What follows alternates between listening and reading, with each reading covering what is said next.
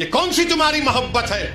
ये हमारी जमीन है, हमारी जायदाद है अल्लाह के। दोस्तों, आज लोकसभा के अंदर एमआईएम पार्टी के प्रमुख बैरिस्टर जनाब असदुद्दीन अवैसी साहब वक्फ संशोधन बिल को लेकर जबरदस्त हंगामा कर सकते हैं, क्योंकि दोस्तों मैं आपको बता दूं, एमआईएम पार्टी के प्रमुख बैरिस्टर जनाब असदुद्दीन अवैसी साहब वक्फ संशोधन बिल को लेकर शुरू से आखिर तक सदन से लेकर सड़क तक इसका लड़ाई लड़ने का काम किया है।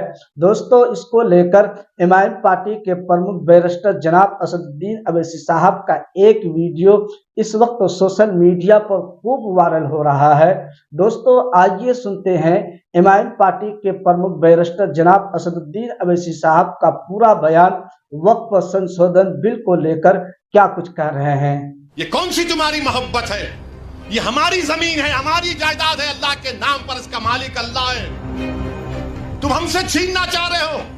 तुम्हारा दिल नहीं भरा 6 दिसंबर से? तुम्हारा दिल नहीं भरा दिल्ली की सड़कों पर हमारे खून की होली खेलने से?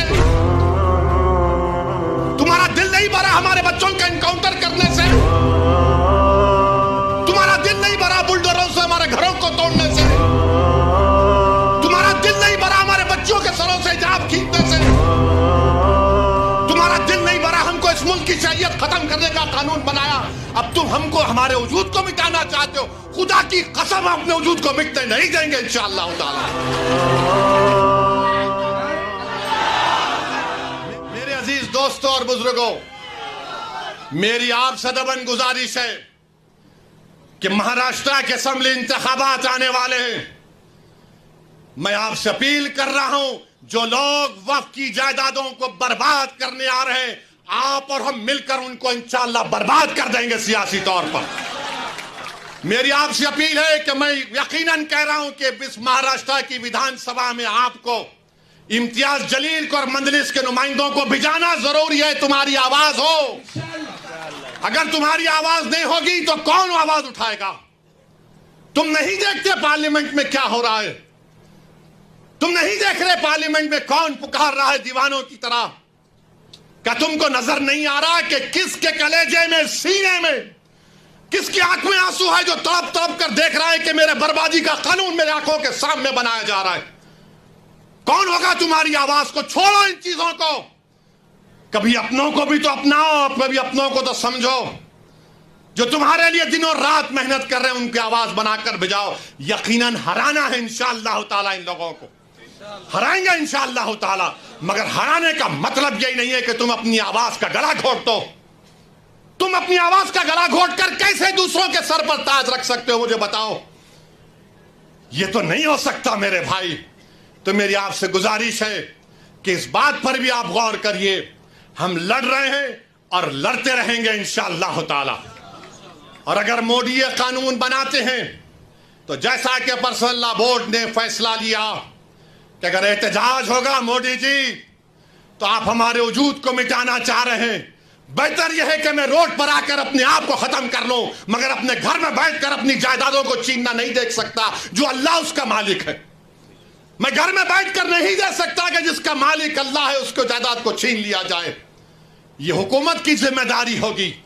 आपको अगर कानून बनाना है तो रोजगार दो, कानून बनाना है तो महिलाओं को बचाओ। अरे कैसा हमारा मुल्क हो चुका है कि उज्जैन में बीच सड़क पर, फुटपाथ पर एक जालिम शैतान एक खातून की अस्मत रेजी कर रहा।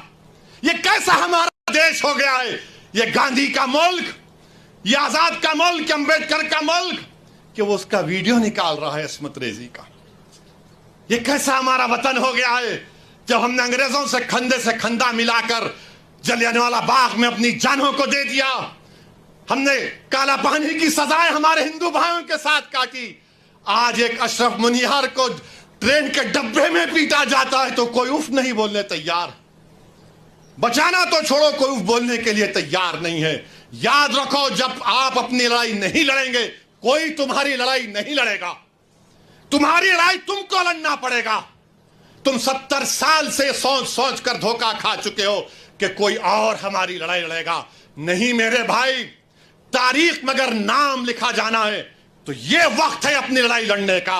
यही वक्त है अपने वोट से अपने नुमाइंदों को औरंगाबाद से भिजाने का।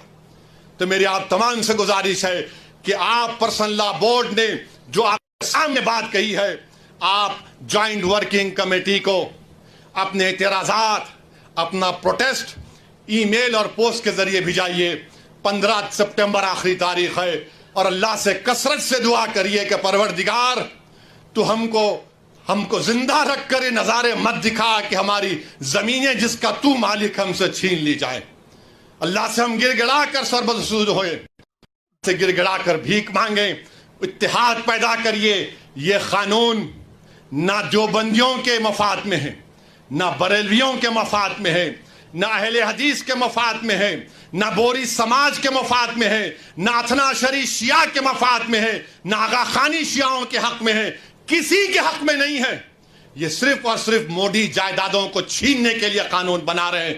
अल्लाह इन जायदादों की हिफाजत करे, अल्लाह हमको इतनी इत्तेहाद पैदा करे कि मुत्तहदा तौर पर इस कानून को रोकें और अल्लाह सुब्हानहू तआला इन ऐसे हुकूमतों को, ऐसे पार्टियों को अल्लाह सियासी तौर पर इंतखाबात में इनको शिकस्त दे, बदतरीन शिकस्त दे। वाखिर दावाना अल्हम्दुलिल्लाहि रब्बिल आलमीन। दोस्तों, जैसा कि आप सभी को मालूम है कि आज लोकसभा के अंदर मोदी सरकार वक्फ बोर्ड संशोधन बिल पेश करने वाली है।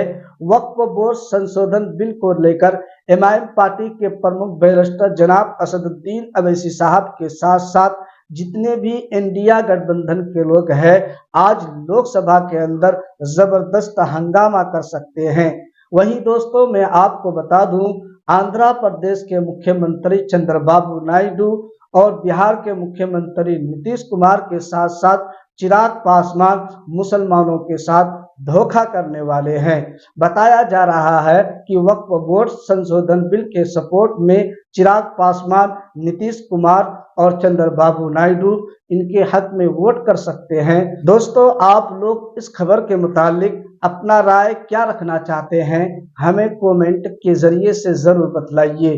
तो दोस्तों, आज की इस वीडियो में यहीं तक। जब तक देखते रहिए अररिया एमआईएम न्यूज चैनल। फिर मिलेंगे कोई नई वीडियो के साथ। अस्सलामु अलैकुम वरहमतुल्लाहि वबरकातुहू।